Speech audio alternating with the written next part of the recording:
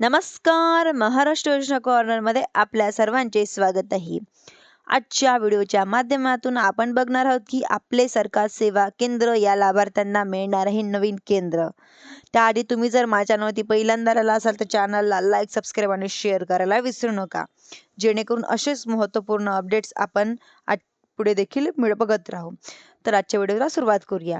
यवतमाळ जिल्ह्यातील मागवण्यात आलेल्या आपले सरकार सेवा केंद्राच्या अर्जाची संदर्भातील अपडेट आपण घेतलेलं होतं.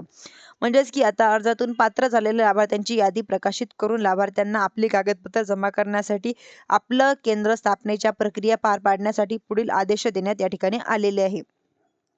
नोटिफिकेशन आपण बघणार आहोत की केंद्र जाहिरात 2025 पात्र झालेल्या अर्जदारांची यादी आणि त्यांना देण्यात आलेल्या सूचना त्यांच्यामध्ये आपण बघणार आहोत की जिल्हानिहाय जे काही पात्र लाभार्थी आहे त्या पात्र लाभार्थ्यांची यादी म्हणजेच की महत्त्वपूर्ण सूचना अशा या ठिकाणी पाहू शकणार आहोत की अंतिम गुणांकन यादी मेरिट लिस्टनुसार जिल्हाधिकारी कार्यकाळ यवतमाळ यांना स्थळांवरती ही प्रकाशित करण्यात आलेली आहे.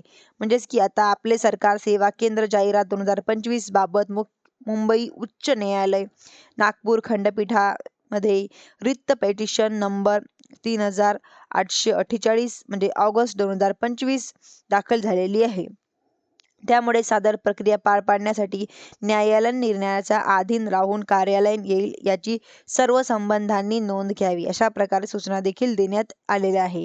म्हणजेच की वेळापत्रकानुसार आपले सरकार सेवा केंद्र चालवण्याकरता करारनामा 500 रुपयाच्या स्टॅम्पवरती आधार, पॅन कार्ड, झेरॉक्स प्रत सह तहसील कार्यालयामध्ये सादर करायचं आहे.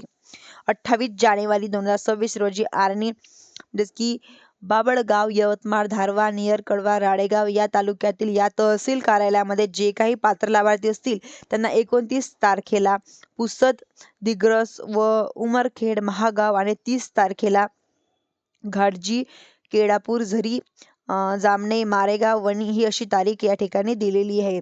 या तारखेला 500 रुपयाच्या बॉन्डवरती या पात्र लाभार्थ्यांनी आपली कागदपत्र या ठिकाणी सादर करावी व स्टॅम्प पेपरचा नमुना देखील या नमुना सुद्धा या ठिकाणी स्टॅम्प कॉपीमध्ये दिलेला आहे.